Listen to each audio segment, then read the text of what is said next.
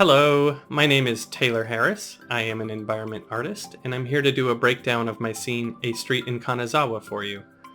This video is going to focus mainly on the theory and mindset I used to create this piece, while the next video will talk more about the technical aspects of how I created different parts, such as the foliage or different materials. So the first thing I'd like to do would be to play a brief time-lapse of the production of this piece, and then we'll rewind and talk about the major lessons that I learned along the way.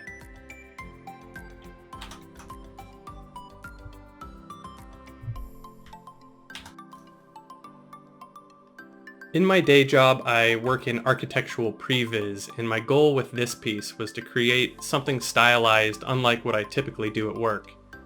In these work-in-progress renders, I'm going to show you a lot of the ugly problem solving I did to come up with the style I was looking for. Almost everything in the scene was experimentation, and it often took me several attempts at reworking an asset over and over again to get the stylized look I wanted. In the end, it took me about 4 months to complete this piece.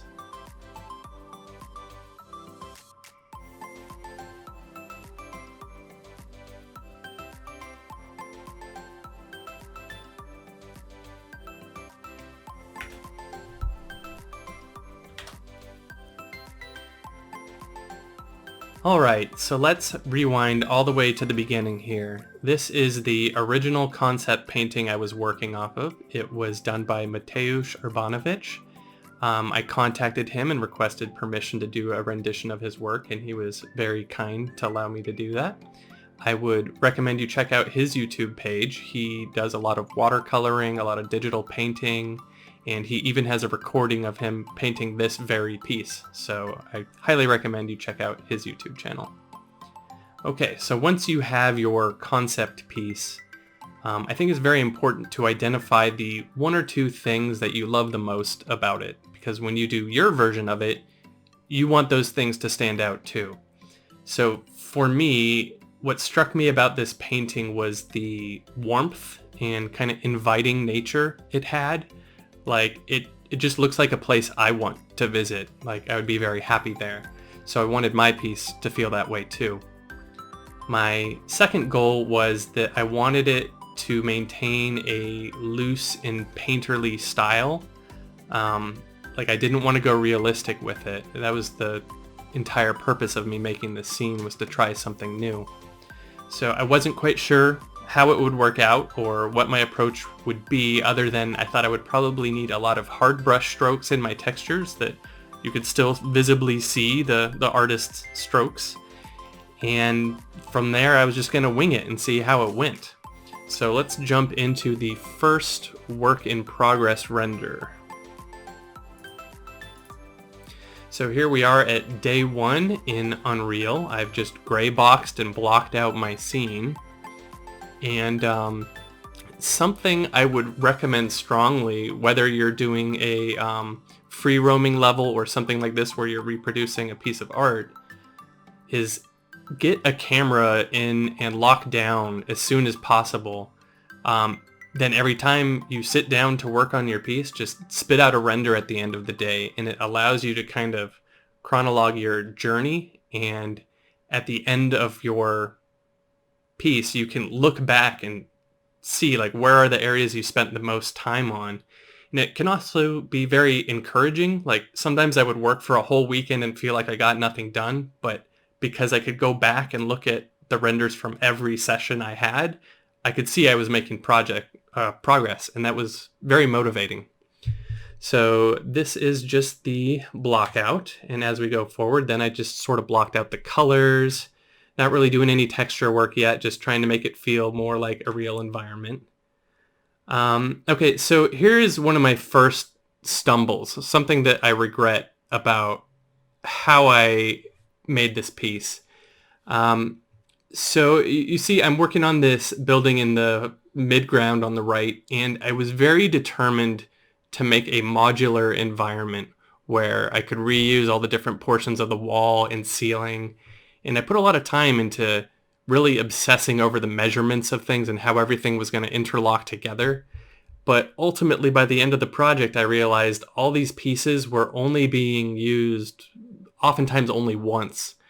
If I was doing a whole neighborhood, that probably would have been very beneficial, but really it just ended up being a lot of wasted time in this case.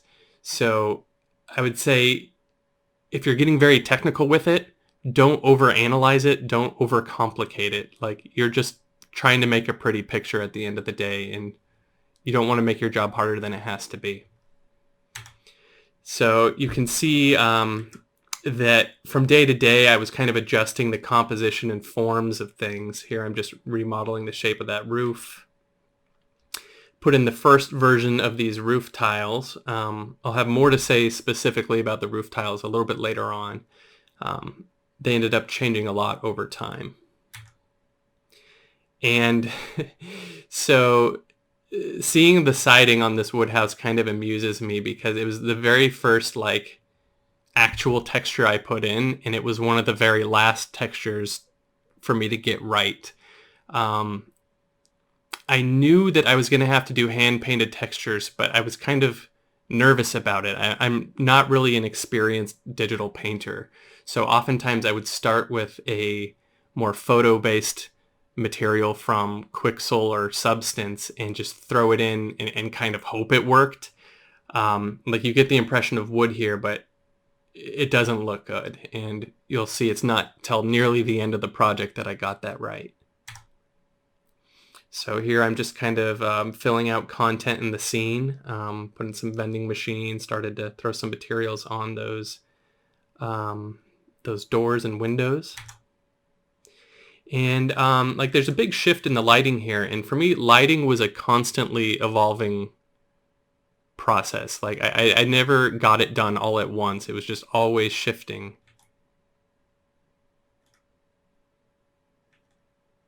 All right, and here is, I think, probably the most hideous the project ever looked, and you can still see that I'm hesitant to do anything hand painted. I'm still trying to use photo-based materials for things, and I'm only half aware that it's not working at this point. It took some criticism from others for me to really dive into the hand painted aspect of it that it needed.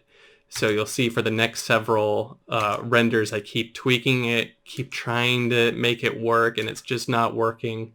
I eventually ignore it and go to those roof tiles. Here, I'm like, oh, maybe if I saturate it, it'll look better. Still shifting the hues.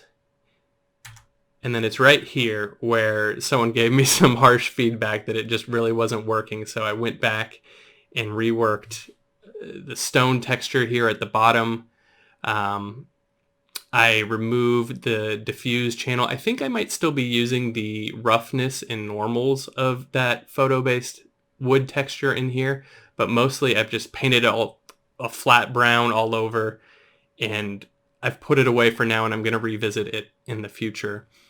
I can talk a little bit about these rocks down here. Let me pull up some images.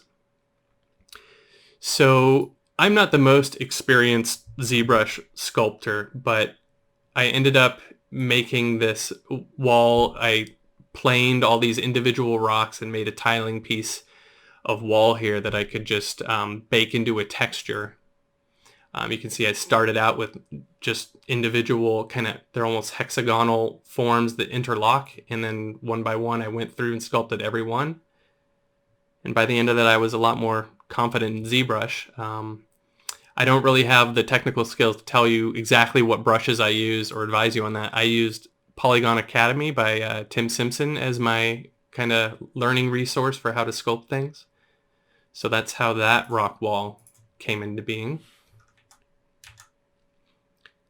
Then I'm still adding content like the little curb.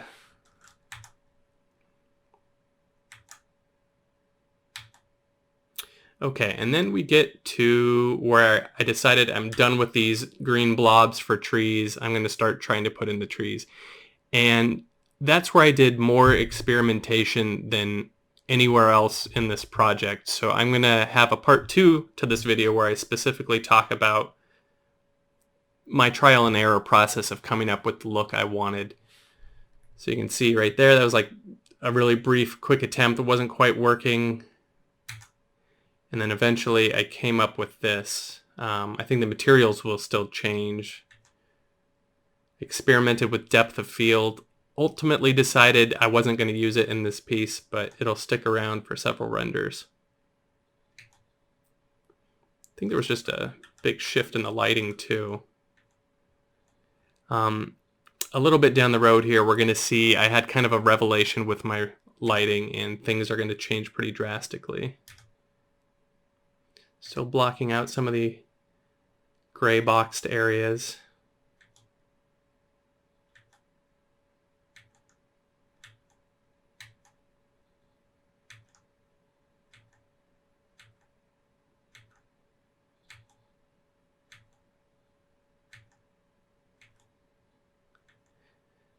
I remember the weekend that I worked on kind of this stair area in the background. I got so much done, and it felt so good to finally add some content in there.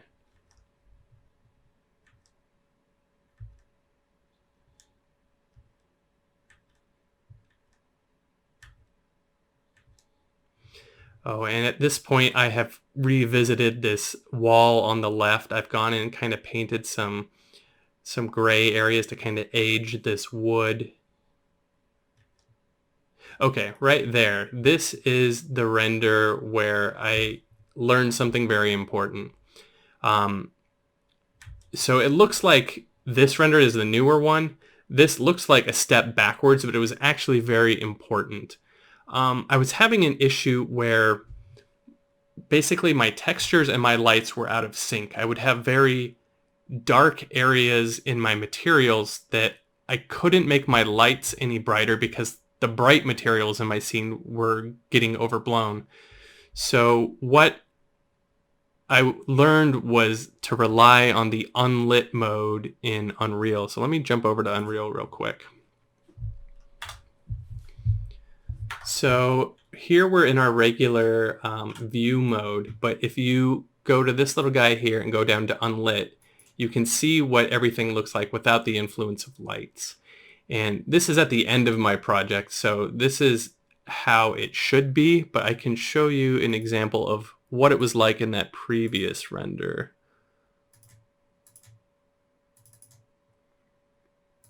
Okay, so this is what it looked like before, and you can see that my albedo maps here, there was way too much contrast. My light materials were too bright, my dark materials were too dark, and it was too hard for the lights to light everything evenly. So what I was instructed to do was to kind of make everything in a mid-tone range and rely on your lighting to create the contrast in your scene. So yeah, just rely on this Unlit mode. You can get it through this menu or access it by Alt-3 and then go back with Alt-4.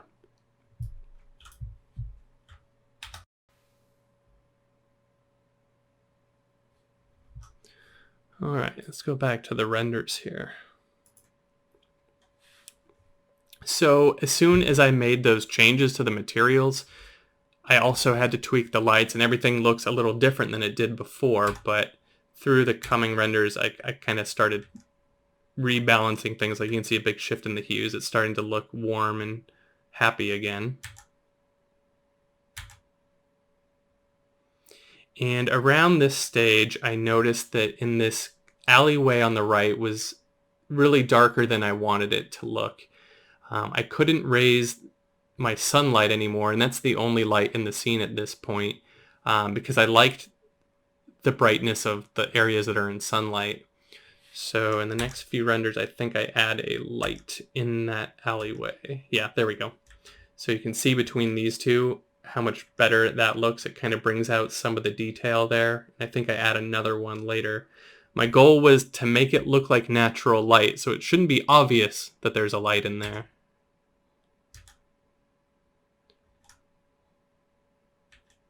There, I added another one right there.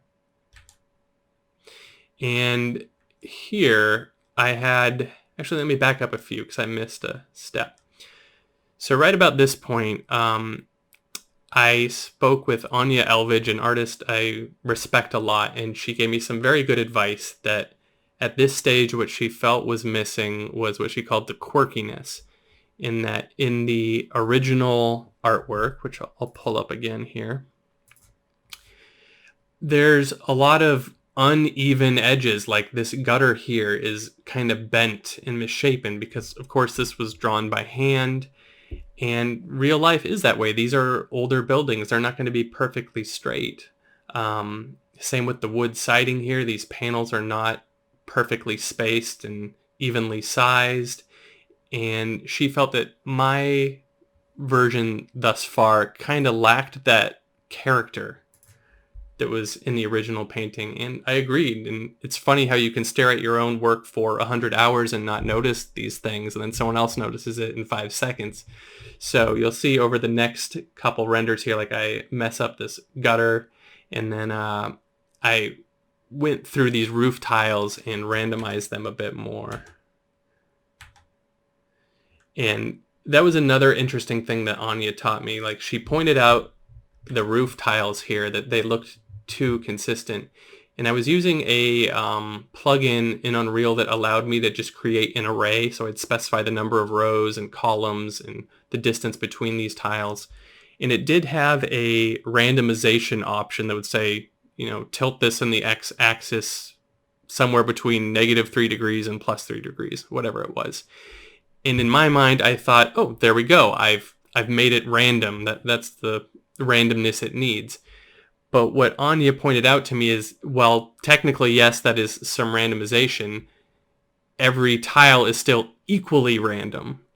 And what I should do is place these manually, and then I can specifically hand place some of them more severely, you know, out of alignment than the rest. And that's what I ended up doing here, and I think it helped a lot.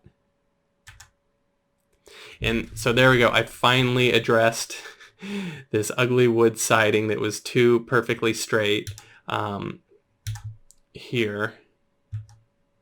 And maybe that's something I can go over in the next video as well. I actually made geometry here. We're looking at a texture, but I made geometry in Max, and I kind of sliced it up and made irregular kind of forms, and then brought it into ZBrush, and I dinged up the edges. And then in Substance, I relied on the curvature to get a lot of these darker shades in the material.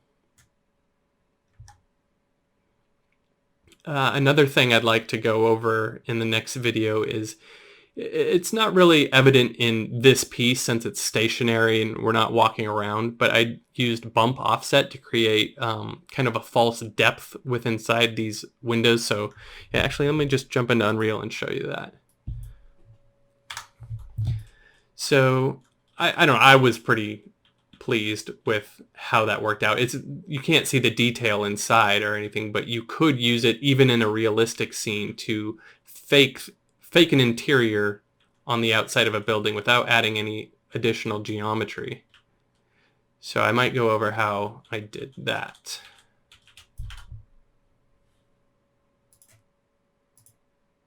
Oops.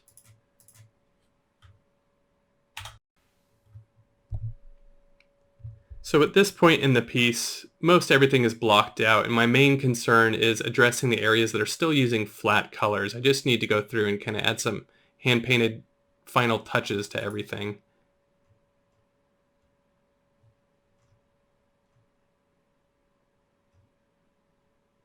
So there, I've added, this was just a flat gray, and I've gone in and kind of added some splashes of color and shadow.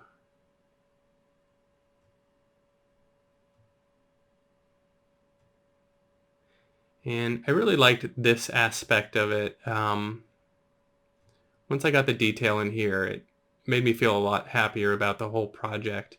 I'm going to talk about some of the particulars of how I created this material on the steps, because I don't know if you can see, it's kind of subtle, but there's a slight gradient down here. It's a darker brown and a lighter brown up here, yet this is using the same material as the steps on top. And I think there's about 2 or 3 different step pieces of geometry that I'm reusing. And spinning them around at different angles to make this whole staircase. So in the next video, I'm going to talk about how to get that gradient effect without making either one giant texture or many different textures. And one area I'd like to show you, probably the thing I would change if I had to do this all over again. When I made materials for this scene, I'm used to a more PBR workflow of working on your roughness and your metallic, your albedo. Whenever I worked on a metallic object in this style, I found that I didn't really get the look I wanted if I actually put information in the metallic channel. So this little trash can here does have some metallic properties, and I just don't really like how it looks. If I was to do that over again, I would probably paint in these highlights by hand, maybe paint a stripe of shadow on this side. I don't think it really jives well with the rest of the scene. Starting to get the last textures on that side building there. And right here is when I finally decided, up until this point, these vending machines have literally been a cube, and this is an image from Wikipedia of a vending machine I wrapped around it. And amusingly, a lot of people were giving me compliments saying, oh, that reminds me of Japan. It looks just like the vending machines. And I felt guilty because I put like no work into this. So I decided for the final piece, I should probably go in and, hand make this.